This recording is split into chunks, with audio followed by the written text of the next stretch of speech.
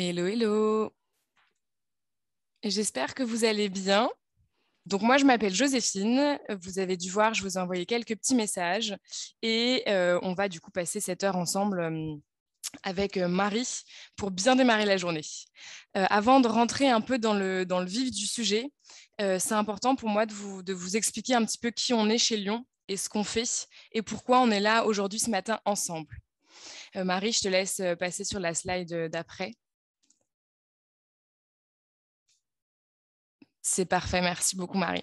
Du coup, on est Lyon, pour ceux qui ne nous connaissent pas. Je reconnais évidemment des noms d'alumni ou de personnes qui sont en ce moment en train de suivre des formations chez nous. Donc c'est toujours chouette, merci à vous de revenir, c'est cool de vous revoir. Donc Lyon, on est une école à l'ère entrepreneuriale, donc ça ne veut pas dire qu'on doit tous être des entrepreneurs, je précise ça direct. Mais par contre, qu'on peut tous être entreprenants de sa vie professionnelle, ça veut dire être actif. Et en fait, on est dans un monde où tout change super vite. Ce qui marchait, les outils, les méthodes qui marchaient hier ne seront pas forcément celles qui vont marcher demain.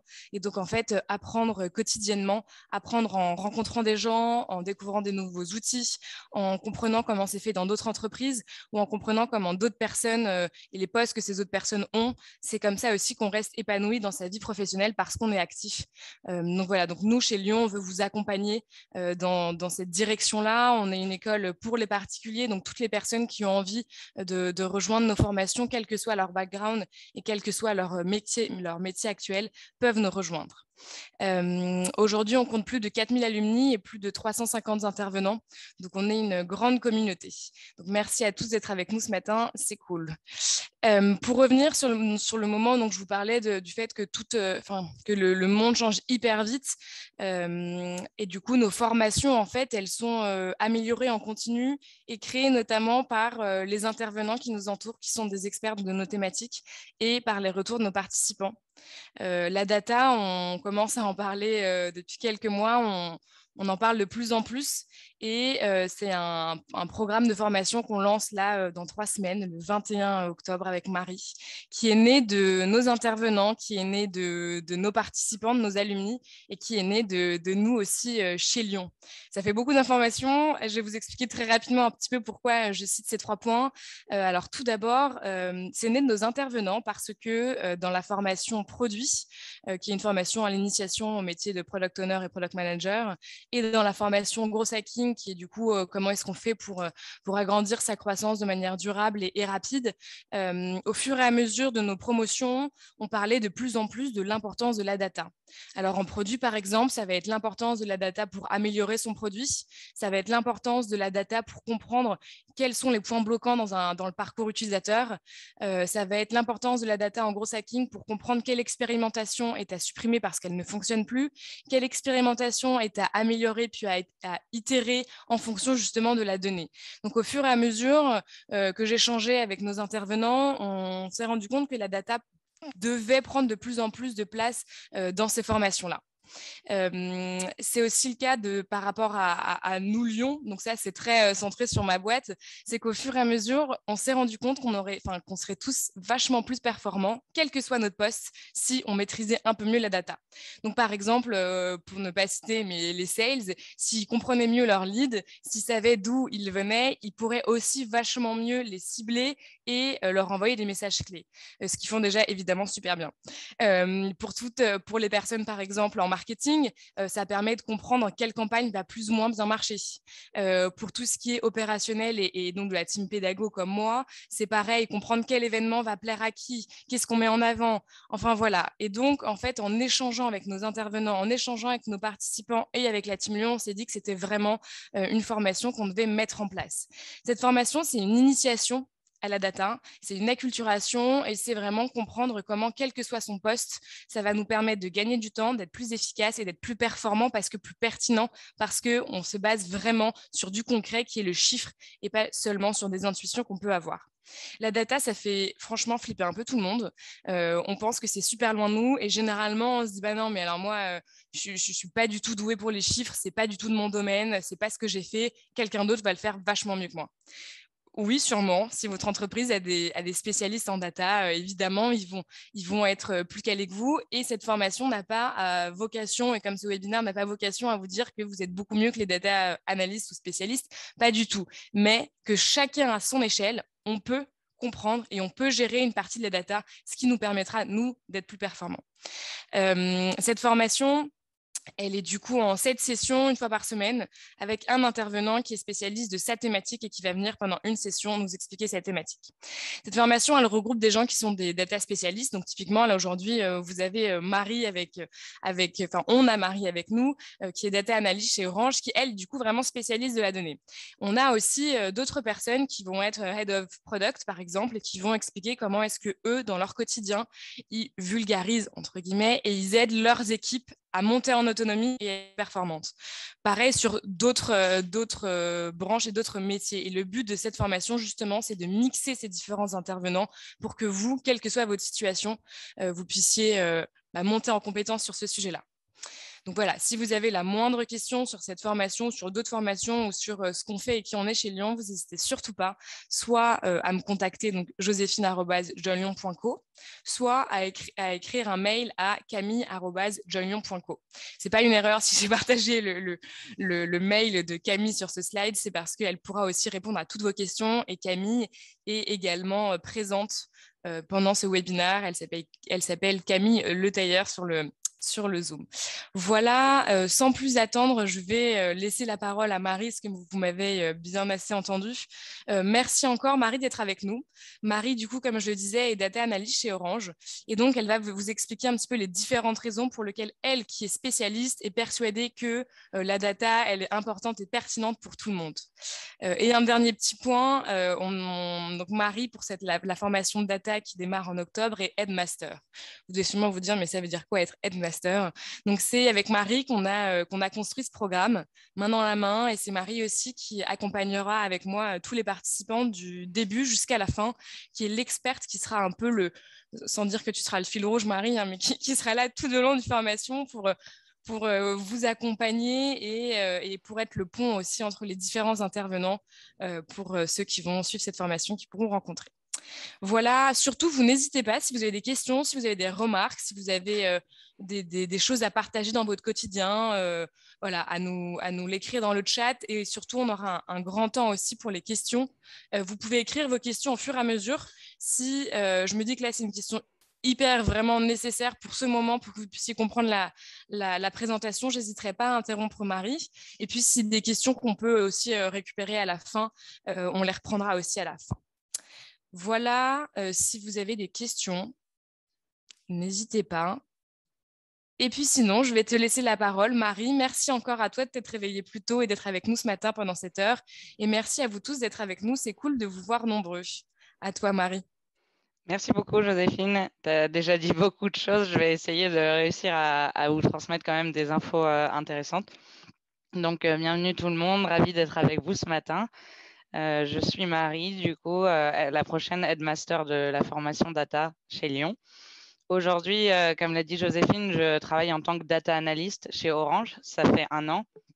Qu'est-ce que ça veut dire en fait globalement data analyst? C'est j'analyse des gros jeux de données pour, dans mon cas précis, essayer d'identifier des opportunités pour que Orange réussisse à économiser de l'énergie. Donc, je vais regarder concrètement les données des antennes mobiles d'Orange et voir si on peut trouver à certains endroits des anomalies dans les factures, par exemple, pour réussir à dépenser moins d'argent dans l'énergie et accessoirement moins polluer. Voilà pour le cas précis de mon job aujourd'hui chez Orange. Avant, j'ai travaillé en tant que Product Owner Data chez Impala. C'est une startup qui vend un logiciel pour orienter les collégiens et lycéens. Et encore avant, j'étais chez Open Classrooms en tant que responsable des formateurs. Donc, je suis déjà un petit peu habituée à la pédagogie et l'éducation via des outils tech. Voilà pour moi. Mais aujourd'hui, on ne va pas forcément parler de la formation, on va plutôt élargir le sujet et se demander qu'est-ce que ça veut dire être data-driven. Donc, je vais vous parler de ça, présenter ma proposition de réponse pendant une petite demi-heure et après, n'hésitez pas à poser toutes vos questions. On a un temps dédié pour ça. Donc, c'est parti. Tout d'abord, j'ai souhaité... Alors, je vais passer ma slide. Ça bloque. Ça, c'est les joies du live. Ah ouais. Pourtant, ça marchait très bien tout à l'heure. Ok, donc on dirait que juste ça bug un petit peu. Je vais repartager mon écran. Hop. Hop. Désolé pour le petit contretemps. Là, vous revoyez mon écran? Oui. Décidément. Ah voilà. Bon, j'espère que ça va passer après. Alors, dans quel contexte sommes-nous aujourd'hui? Pourquoi on parle autant de data, comme l'a très bien introduit Joséphine? Vous entendez souvent les termes de big data, data driven, data analyst, mais on ne sait plus très bien ce que ça veut dire et surtout, est-ce qu'il s'est vraiment passé quelque chose depuis quelques années? Ma réponse, c'est oui. On est en effet dans un nouveau paradigme, je dirais depuis une dizaine d'années. On a bien des nouveaux enjeux autour de la data. En fait, la data, c'est pas quelque chose de nouveau. Ça existait déjà depuis, pour le coup, au moins à l'époque de nos parents. C'était plutôt réservé à certains départements bien identifiés. Donc, par exemple, le marketing, on demandait et on demande toujours de bien connaître sa cible, ses clients. Côté finance aussi, il fallait surveiller la trésorerie, optimiser les investissements, valider des audits, donc produire des informations qui confirmaient le bon état de l'entreprise. En fait, tout ce qu'on apprend et qu'on apprenait en école de commerce, les cours de contrôle de gestion, marketing, analyse financière, tout ça, c'était la data de l'époque. Mais aujourd'hui, ce qui a changé, encore une fois depuis une dizaine d'années, c'est que la data va bien au-delà de ces applications métiers. On a eu vraiment un tas d'évolutions technologiques assez techniques. On ne va pas forcément rentrer dedans, mais au niveau du stockage des données, la puissance des logiciels, l'arrivée du cloud, toutes ces évolutions ont fait qu'on peut dire aujourd'hui que la data est partout. Et même parfois, on dit qu'elle doit infuser la chaîne de valeur. C'est des termes un peu compliqués pour dire qu'en fait, chaque département doit utiliser la data et surtout, tous les départements entre eux doivent réussir à partager les mêmes données. Donc l'enjeu finalement pour l'entreprise, c'est bien de transformer son modèle opérationnel pour réussir à devenir data-driven. Donc on y est, data-driven, je ne vous ai toujours pas dit ce que ça voulait dire, mais sans plus attendre, on va essayer de définir du coup, qu'est-ce que ça veut dire être data-driven. Donc en premier lieu, je vous ai mis la définition qu'on trouve souvent, c'est la définition littérale, suivre et mesurer les indicateurs clés de performance, qu'on appelle aussi KPI, KPI, pour faciliter la prise de décision. Donc, au final, c'est appuyer toutes ces décisions avec des données. Cette définition, elle est intéressante, mais pour moi, elle est déjà en fait elle correspond déjà à une partie de la solution. En fait, suivre des KPI, ça va être un des chantiers data à mettre en œuvre pour être data-driven, mais il y en a plein d'autres des chantiers potentiels. Par exemple, mettre en place un entrepôt de données, souscrire à un logiciel de CRM, créer des dashboards automatisés pour toutes les équipes. Donc, je pense qu'on va essayer de prendre encore plus de hauteur et de trouver une autre définition. Moi, je dirais que être data-driven, en premier lieu, c'est réussir à profiter des données dont on dispose, dont rendre l'information exploitable. Et une fois qu'on a rendu cette information exploitable, la partager, comme je disais juste avant, entre toutes les personnes concernées. Donc, en fait, supprimer tous les silos de la donnée. Si vraiment vous devez retenir qu'une seule chose de mon intervention aujourd'hui, c'est que l'enjeu principal de la data, ça va être de supprimer tous les silos. Et ça peut paraître évident comme ça, mais on ne se rend pas compte le nombre de silos qui ont été créés, qui se créent toujours naturellement autour de la donnée. On voyait juste avant dans le contexte que c'était même en fait comme ça que c'était pensé avant. Et c'est quelque chose qui existe toujours aujourd'hui. Dans l'enseignement, je vous parlais des écoles de commerce, mais même de manière générale, il y a beaucoup d'entreprises qui fonctionnent encore comme ça. Donc, on est là avec un vrai enjeu de réussir à supprimer un maximum de silos possibles. Pourquoi on cherche à faire ça? Parce que c'est vraiment cela qui vous permettra d'avoir une vision complète en fait de votre client. Si on laisse les données éparpillées chacune dans leur silo, vous vous rendrez compte que vous serez toujours en décalage avec les besoins du client. Comme exemple d'entreprise, je ne reviens pas sur l'exemple des GAFAM que vous connaissez tous. En effet, c'est vraiment eux qui ont réussi à, les premiers, exploiter toutes les données, enfin, en tout cas, les données pertinentes de leurs utilisateurs pour ensuite créer des produits et des services complètement en adéquation avec les besoins du marché, à tel point qu'en fait, aujourd'hui, ils arrivent même à anticiper nos besoins. Donc ça, c'est vraiment, disons, quand on a vraiment un train d'avance même sur les données. Mais je peux vous citer un autre exemple que vous allez connaître. Par exemple, Carrefour vient d'investir 3 milliards d'euros dans la donnée. En fait, ils cherchent à créer un data lab et ils ont dit que l'objectif, c'était vraiment de diffuser une culture data dans toute l'entreprise. Ils ont parlé de déployer des cas d'usage sur un maximum d'activités. En fait, l'objectif, ça va vraiment de construire une stratégie data pour toute l'entreprise. Donc, être data-driven, pour résumer, c'est supprimer tous les silos de données pour réussir à partager la donnée. Et au final, ça passe par la construction d'une stratégie data transverse à toute l'entreprise. Donc, on va revenir sur ce qu'est une stratégie data. Ça paraît un peu compliqué dit comme ça, mais finalement, c'est simplement des méthodologies et des process qui vont permettre de partager la donnée efficacement, ce qu'on disait juste avant. Et surtout, ce qu'il faut retenir, c'est qu'il y a 4 étapes clés dans une stratégie data. La première étape, du coup, vous voyez à droite, c'est l'identification. Là, on cherche à identifier la bonne donnée. Des données, il y en a tout un tas qui sont produites à une vitesse incroyable. L'idée, c'est vraiment de regarder celles qui nous intéressent. On ne va pas tout chercher à exploiter parce qu'il y a des données qui ne sont pas forcément pertinentes à exploiter. Donc d'abord, identifions et donc faisons un premier tri sur quelles données vont nous intéresser. Vous doutez qu'en fait, à vouloir tout exploiter, ça représenterait surtout un coût et une perte de temps. Donc en deuxième étape, on a le stockage.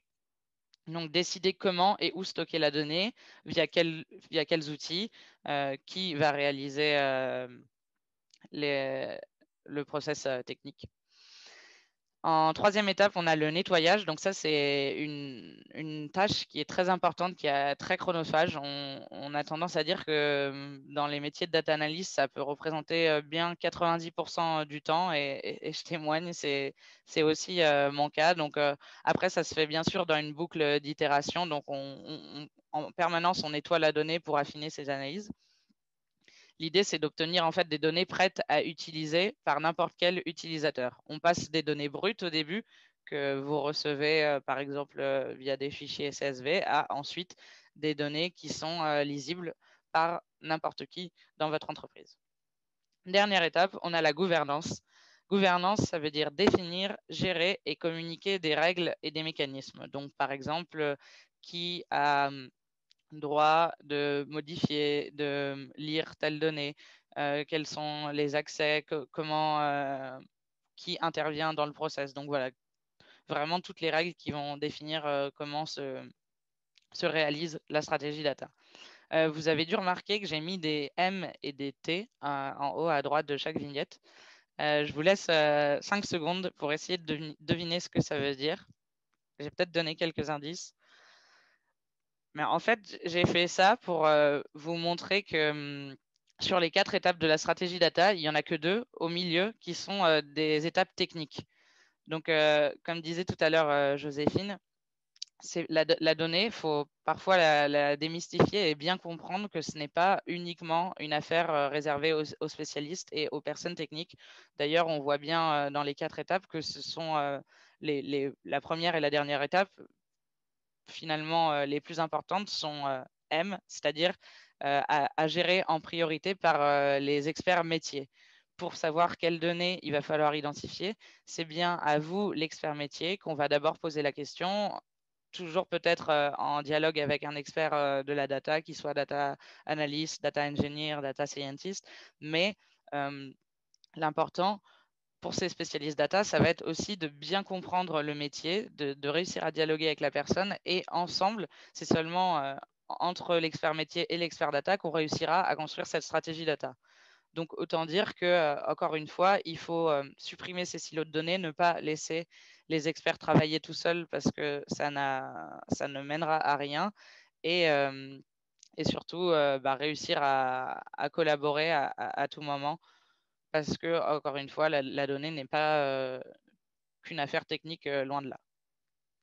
Donc voilà la stratégie data. Maintenant, on va se demander, en fait, c'est bien beau tout ça, mais à quoi ça sert concrètement? Et on va essayer de voir quels sont les bénéfices d'une stratégie data efficace. Donc, on l'a déjà un petit peu dit en premier lieu, c'est clair et net, ce sont des décisions plus éclairées.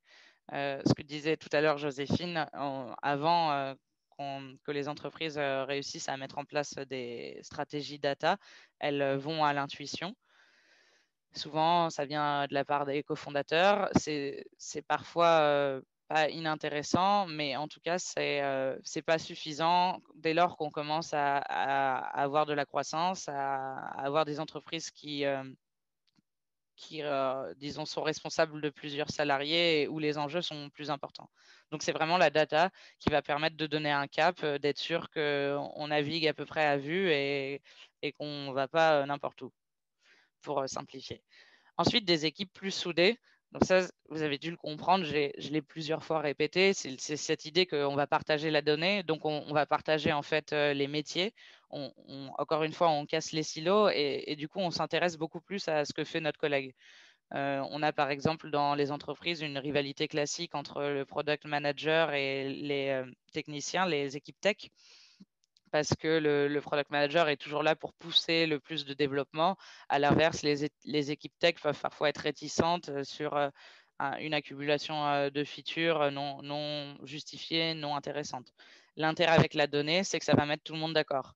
Un product manager qui demande à ses équipes techniques de développer telle feature parce que 80% des utilisateurs ont valorisé ou alors ont demandé via un formulaire, n'ont pas trouvé telle fonctionnalité, il n'y aura pas de débat et les équipes seront toutes aussi motivées pour aller dans ce sens-là.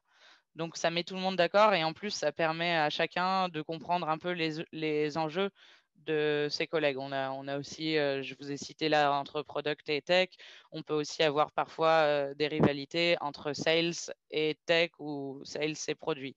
Encore une fois, avec de la donnée, si les sales arrivent en disant, voilà, les trois quarts de mes clients ont demandé cette feature et visiblement, d'après eux, ça peut se faire au détriment de telle autre feature, c'est un argument qui va pouvoir être discuté. Tout le monde regardera des données précises et on pourra avancer tous dans le même bateau, disons.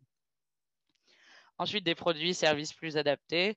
Ça paraît évident vu tout ce que je viens de dire. Donc, en captant la donnée de l'utilisateur, on est sûr de se rapprocher de son besoin le plus possible. Moins d'immédiateté, plus de pérennité. Donc, c'est clair que par rapport à une approche par intuition, la donnée, ça va prendre du temps et il faut pas se mentir, c'est quelque chose de complexe à mettre en place qui, qui parfois donc peut forcer à ralentir. Mais en revanche, on est à peu près sûr que si c'est fait efficacement, ça confirmera les décisions, disons que ça vous rassurera et en plus, ça vous évitera de faire des grosses erreurs qui sont coûteuses, d'où le terme de pérennité. Vous êtes plus sûr de votre avancée dans le futur. Enfin, il y a quelque chose qu'on oublie parfois, des investisseurs plus intéressés. Donc, il faut savoir que peu importe le stade de votre entreprise, que vous soyez une startup ou un grand groupe, dans le système dans lequel on est, c'est quand même l'argent qui fait tourner une entreprise. Et du coup, votre rôle, ça va être de prouver en tant qu'entreprise que vous êtes efficace. Et ça se fait uniquement via la donnée. Ça a toujours existé, hein, de tout temps. Les investisseurs regardent les rapports financiers, les KPI que peuvent produire les entreprises. Mais aujourd'hui, c'est d'autant plus important que en fait, certaines entreprises y arrivent très bien et du coup attireront plus les capitaux. Contrairement, si vous ne faites pas cet effort d'investissement sur la donnée, en fait, vous serez devancé, quoi. Un peu ce qu'on disait tout à l'heure avec les GAFAM, bah, finalement, c'est pour ça qu'ils ont quasiment chacun un monopole sur leur activité, parce qu'ils ont pris une avance qui est trop, trop forte pour qu'on réussisse encore à les concurrencer aujourd'hui. Donc voilà pour les bénéfices, vous pouvez en trouver d'autres, mais le plus important, c'est vraiment, faut le voir déjà au niveau humain, qu'il y a plus de confiance, ça crée des équipes plus soudées, des salariés plus motivés, un utilisateur qui est plus satisfait. Donc, ce sont des résultats de long terme, mais qui sont très importants quand on sait aujourd'hui la façon dont la plupart des produits et des entreprises souhaitent fonctionner, c'est-à-dire en essayant de satisfaire l'utilisateur au maximum. Après, ça fait beaucoup de positifs. Vous devez vous dire qu'il y a certainement un négatif ou disons des freins qui font que c'est pas si évident de mettre en place une stratégie data. Il y a une étude de McKinsey qui a interrogé 1000 entreprises et qui dit que seulement 8% d'entre elles ont réussi à mettre une stratégie data en place efficace. Donc pourquoi est-ce si difficile? On va voir ça juste après. Vous vous doutez qu'il y a plusieurs réponses. Essayez peut-être de voir de votre côté si vous avez des idées. Et c'est parti. Alors en premier lieu, la peur du changement. C'est clair que ça, c'est quelque chose qu'on entend beaucoup théoriquement, mais qui est très très vrai sur le terrain. Il y a beaucoup de vos collaborateurs qui ont tendance à préférer garder leurs habitudes plutôt que s'embarquer dans des nouveaux chantiers. Il faut surtout pas les juger pour ça. C'est même souvent très justifié. C'est parce que ils ont dû vivre déjà des chantiers qu'on leur promettait très très novateurs et en fait ou qui sont pas aboutis. Donc, à mon avis, la plupart des gens qui ont peur du changement sont des gens qui sont aussi beaucoup déçus du changement. Donc, faut pas désespérer. Juste ne vous fiez pas enfin, ne comptez pas en premier lieu sur eux si vous avez par exemple un chantier data à mettre en place. Laissez-les tranquilles et essayez d'embarquer d'abord ceux qui sont motivés et qui ont envie de s'intéresser à ces nouveaux chantiers. Vous pourrez ensuite, une fois que vous avez obtenu des résultats, en fait, aller vers ces salariés plus réticents au changement pour à ce moment-là les attirer.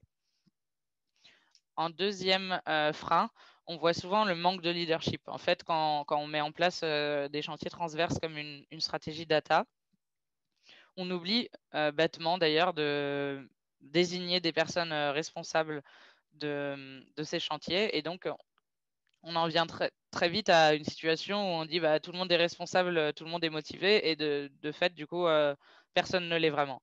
Donc, pour pallier cela, la recommandation, c'est vraiment d'identifier des gens qui sont responsables, ce qu'on appelle honneur, en charge, si vous voulez. Et comme ces personnes, vous leur ferez comprendre qu'elles vont être évaluées, récompensées en fonction de la réussite du chantier, elles seront logiquement très motivées et se donneront à fond.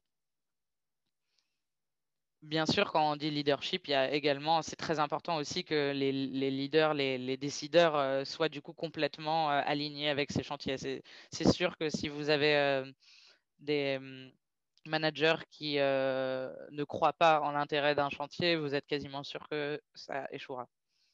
Ensuite, on a la peur de louper des opportunités business. Alors ça, c'est surtout valable pour les startups. Au début, on a très souvent le nez dans le guidon, avec le sentiment vraiment qu'il faut closer le plus de deals possible pour rester dans la course, essayer d'avancer toujours plus vite. Et en fait, c'est pas toujours le cas. On dit souvent dans la data que parfois il vaut mieux reculer pour ensuite mieux sauter.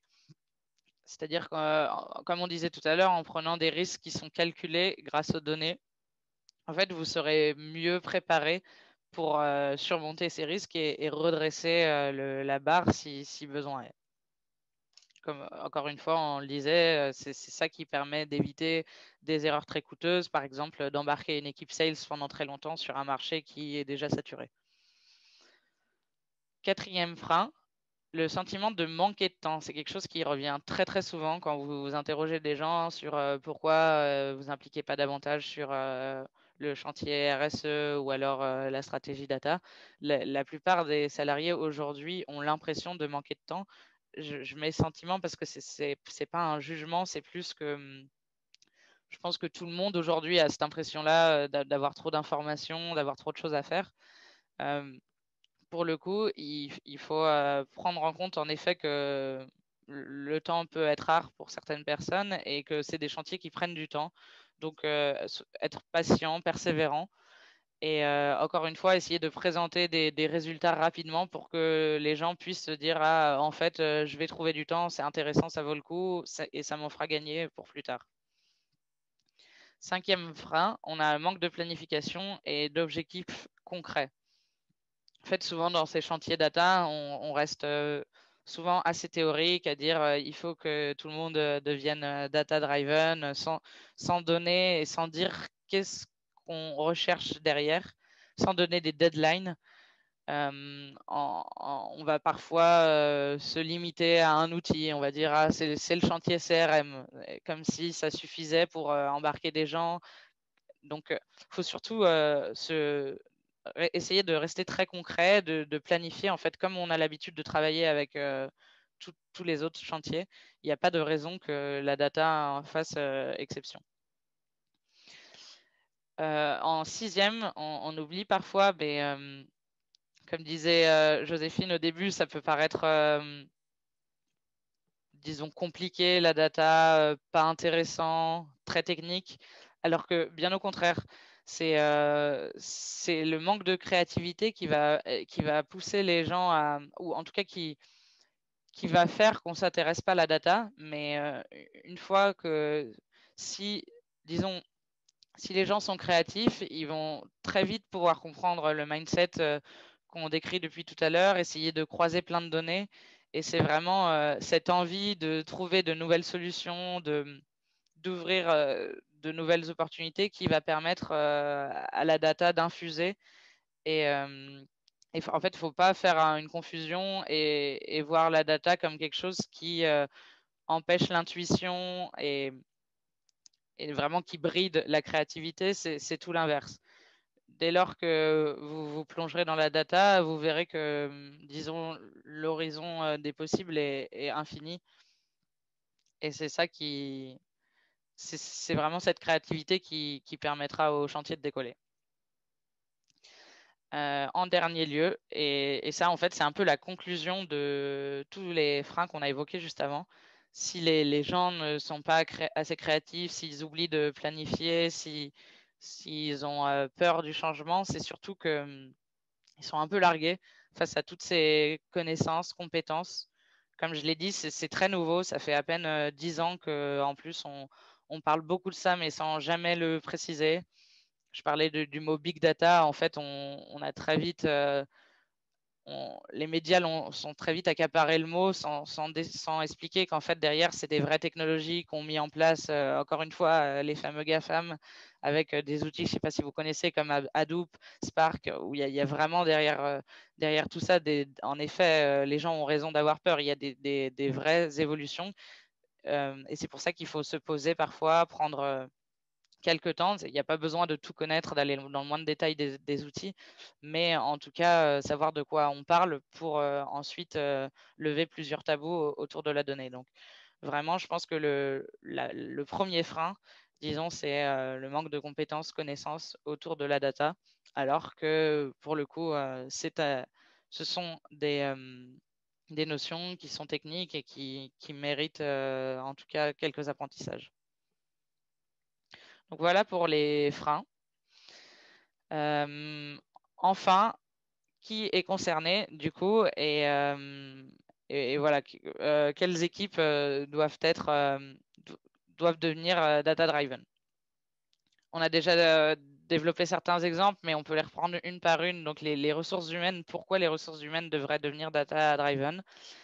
Si vous connaissez un peu ce métier-là, c'est un métier qui en fait peut être assez opérationnel. Il y a beaucoup, beaucoup de données. Vous allez traiter, par exemple, beaucoup de candidatures, beaucoup d'informations sur vos salariés, par exemple, leur demande de mobilité, les compétences aujourd'hui sont tellement, un référentiel de compétences, il est tellement plus complexe aujourd'hui qu'il y a 20 ans, vu le nombre de nouveaux métiers, etc. Donc, en fait, c'est un des premiers métiers concernés, les RH, parce que c'est devenu trop complexe comme secteur pour être géré juste par des humains.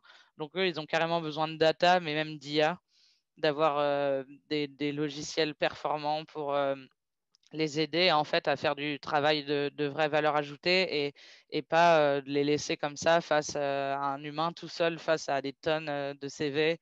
C'est vraiment la data qui va permettre en fait de dégager de la valeur ajoutée à ces experts des ressources humaines.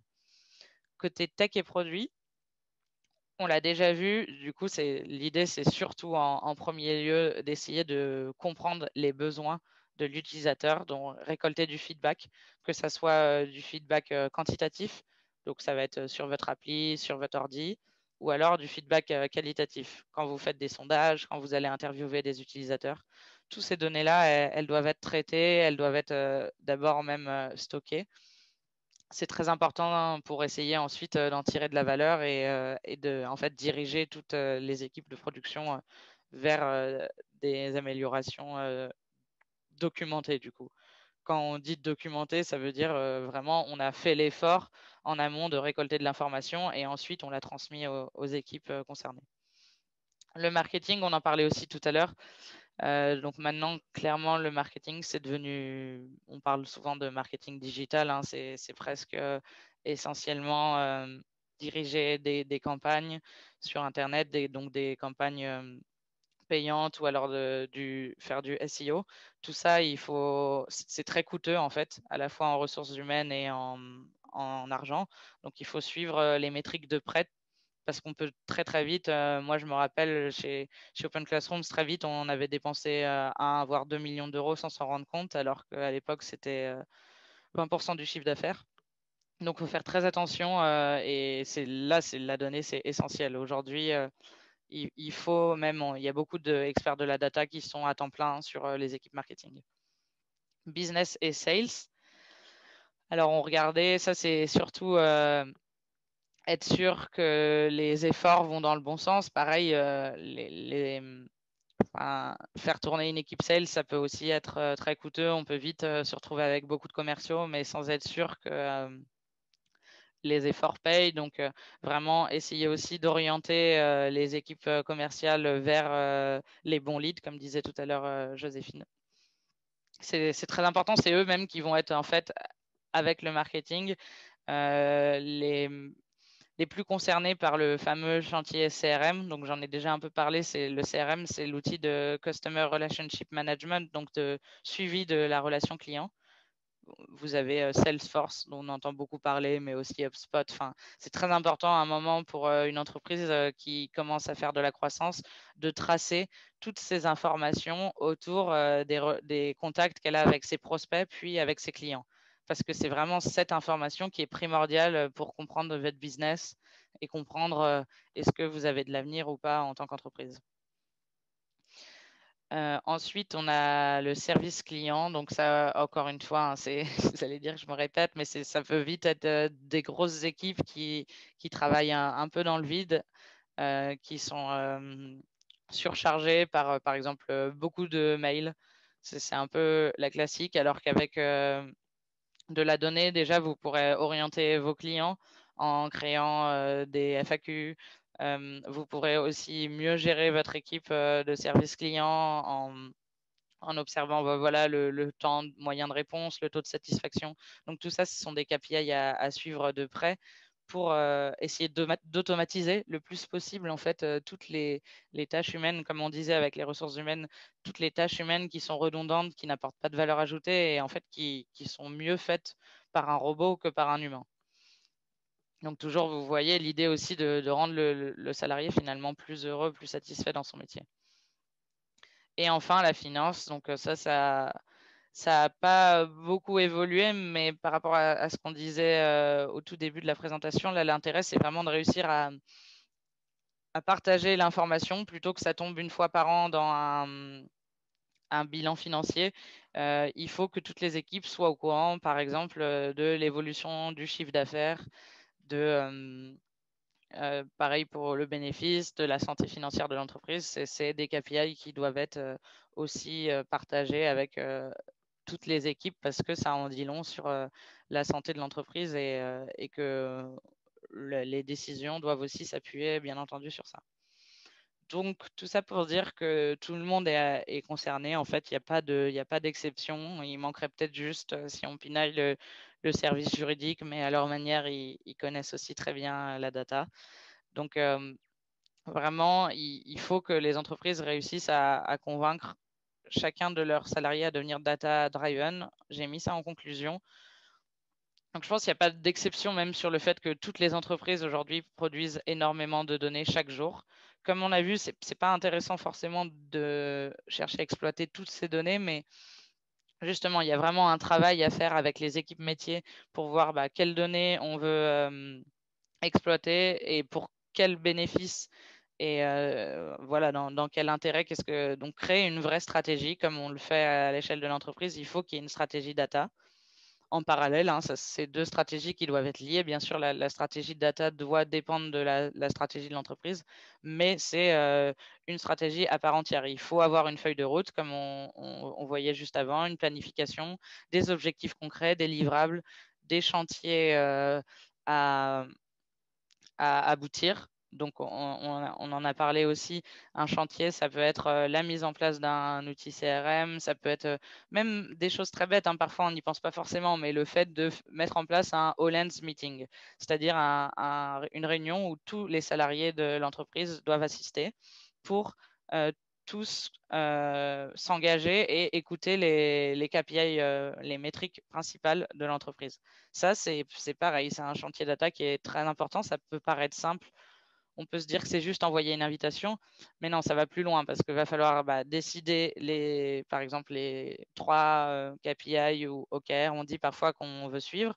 Ensuite, les traquer, être sûr que l'information est valide, etc. Donc, ça va prendre du temps, c'est sûr, mais en revanche, je vous dis qu'une demi-heure par tous les 15 jours, où tous vos salariés sont là à écouter tous les résultats par une personne. D'ailleurs, ça peut être tournant en fonction du métier.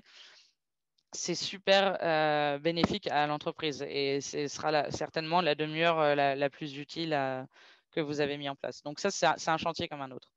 Globalement, du coup, en rose, j'ai mis chaque entreprise doit encourager tous ses salariés. Je pense qu'on a suffisamment dit que c'était un chantier qui ne marchait que s'il était transverse et collectif.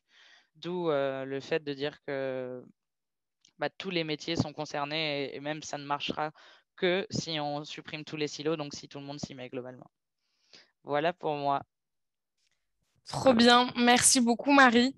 C'était super intéressant ta présentation. Merci encore. On a eu des remarques, des commentaires, des questions.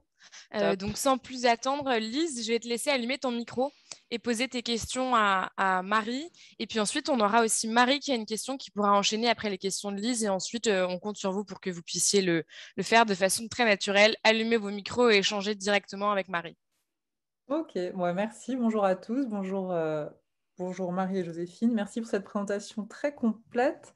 J'avais une petite question sur ce genre de fonction, ou en tout cas de chantier très, très transversal. En effet, ça peut faire un peu peur. On n'a pas forcément l'impression d'avoir les ressources. Donc, est-ce que toi, tu recommandes de faire venir quelqu'un de l'extérieur justement pour accompagner cette lecture et cette mise en place, ou alors plutôt de démarrer le chantier en interne en désignant quelqu'un? Ah, merci Lise, c'est une très bonne question. Je pense que les deux se font. C'est en effet très fréquent. Il y a beaucoup de ce qu'on appelle consultants data, du coup d'externes, de freelance qui sont spécialisés sur ces questions-là, à la fois sur l'aspect conduite du changement et à la fois sur la partie technique, parce qu'il y a bien aussi ces deux aspects à prendre en compte. L'un n'est pas plus compliqué que l'autre. C'est aussi dur d'avoir vraiment un référent qui va relancer tout le monde sur l'aspect métier, être là pour faire de la récolte de besoins, etc. Donc, ça peut être une bonne chose de prendre quelqu'un en externe. Après, comme on l'a vu aussi sur la partie peur du changement, si vous avez des gens en interne qui sont motivés, que ça va justement stimulés dans leur métier, ça peut être aussi une très bonne solution. Dans ce cas-là, c'est intéressant d'essayer de les former, hein, pas les laisser tout seuls dans cet océan de connaissances, mais trouver des formations courtes, comme celle que propose Lyon, par exemple. Et en fait, comme ça leur fait une rampe de lancement. Après, ils auront à peu près le bagage nécessaire pour suivre ce chantier. Je dirais oui, si les gens sont motivés en interne, surtout se reposer sur eux parce que c'est plus facile en fait. Quand on est externe, c'est toujours un peu difficile de suivre l'avancée et la planification, de relancer les gens. Ils vous voient plus comme, disons, c'est Madame Data toujours là en vrai à nous emmerder, quoi.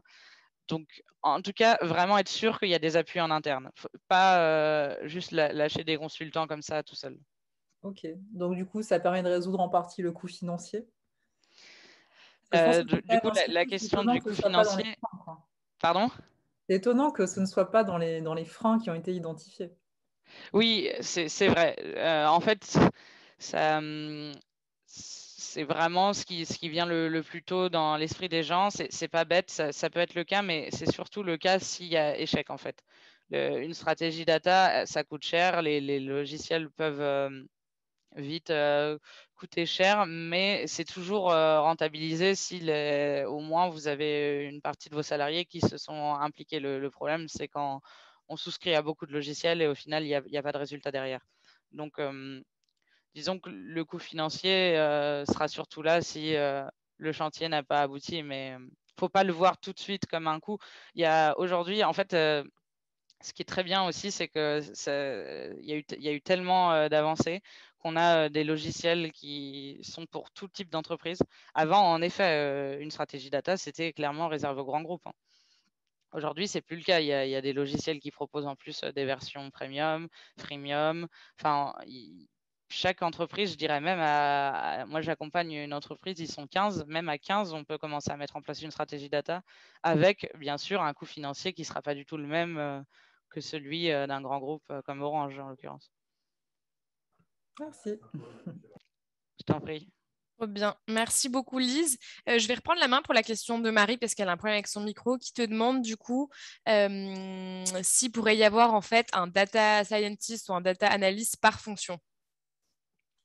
Oui, c'est ce qui commence à se faire. Alors après, ça va être surtout on a surtout des data analysts qui sont donc bien sûr les équipes data sont la plupart du temps en transverse, c'est-à-dire que maintenant c'est une équipe à part entière qui dépend souvent des fondateurs même ou alors parfois de la finance, mais enfin c'est vraiment une équipe à part entière. Mais de plus en plus, en effet, tu as tout à fait raison, Marie. Il y a donc des data analysts ou parfois scientists dans les équipes produits. On parle de product owner data, chef de projet data. Il y en a aussi très souvent dans les équipes marketing. Donc, ça va être des spécialistes de Google Analytics, des spécialistes, encore une fois, du SEO, SEA. Donc, marketing et produits, c'est très courant. Après, même disons que de manière générale, après le data analyst, de toute façon, va aller en support de toutes les équipes qui en ont besoin. Et globalement, aucune équipe ne fait exception à ça. Donc oui, tout à fait. Je pense qu'à terme, c'est d'ailleurs vraiment ce qui va se passer. Il y a même des gens qui prédisent que le métier de product manager, par exemple, qui se décline aujourd'hui, par exemple, par squad en fonction des entreprises, deviendra vraiment un métier de data spécialiste où il aura surtout comme mission d'analyser les données pour ensuite pouvoir donner des insights intéressants aux équipes de production. Trop bien. Merci beaucoup, Marie. On a une autre question qui est quelle est la différence entre un data scientist et un data analyst? Ah oui, alors ça, c'est vraiment la question dans le milieu. Chacun apporte un peu sa réponse, mais oui, il y a vraiment une différence. Déjà, en termes de compétences, le data scientist est un profil plus mathématique. En tout cas, il a plus pour le coup, il est souvent, il maîtrise très bien les maths parce que, en fait, c'est lui qui va créer les algorithmes. Donc, il va faire de la modélisation. Pour simplifier tout ça, vous pouvez dire que le data analyst, il analyse le passé, le présent, et le data scientist, il est un peu plus sur le futur. globalement, il va faire de la prévision de données. Donc, il y a des entreprises qui n'ont pas besoin de data scientist pour le coup. Tout le monde a besoin de data analyst si vous voulez, mais data analyst, c'est lui qui en fait réussit à faire toute la chaîne de données qu'on a vue tout à l'heure. Donc identifier les données, les nettoyer et ensuite faire des analyses. On fait ça aujourd'hui avec des langages comme Python, R, etc. Le data scientist, il utilise aussi ces mêmes outils, mais lui, il est encore plus compétent, disons, si vous voulez. C'est pour ça que les salaires sont plus élevés, mais par contre, data scientist, c'est quand même pas donné à tout le monde. C'est vraiment un métier où il faut beaucoup aimer les mathématiques et la modélisation. On travaille un peu plus seul quand on est data scientist aussi par rapport au côté data analyst qui va être en support de toutes les équipes. Trop bien. Merci beaucoup pour cette réponse. Je pense que c'était une question que beaucoup de personnes se posaient. Donc, trop bien. Merci beaucoup. Et Marie te remercie pour ta réponse aussi. Est-ce qu'il y a d'autres questions ou d'autres remarques, d'autres interrogations? Est-ce que, par exemple, dans les freins, vous aussi, vous avez remarqué ces freins? Est-ce qu'il y en a d'autres dont vous voulez parler, dont vous voulez mentionner? Voilà, si vous avez des questions, n'hésitez surtout pas. On va vous laisser quelques secondes encore. J'ai fait un paquet de webinaires, j'ai l'habitude de me prendre un paquet de vent aussi. Donc franchement, je peux attendre encore un peu. On arrive bientôt à la fin aussi. C'est peut-être les gens partent au boulot. Exactement, les gens sont à la bourre pour leur première réunion peut-être. Mais écoutez, s'il n'y a plus de questions, on va pouvoir vous remercier d'avoir été avec nous ce matin, de bien démarrer cette journée. Ah, on a une dernière question. Alors, remarque plutôt, je pense que les données sont aussi importantes pour orienter la gouvernance de l'entreprise, n'est-ce pas? Oui, tout à fait. Ouais. C'est vraiment, ça résume bien tout ce qu'on a dit. C'est ça qui va donner un cap et permettre à l'entreprise de définir les bons process et les bonnes règles. Oui. Top, merci beaucoup.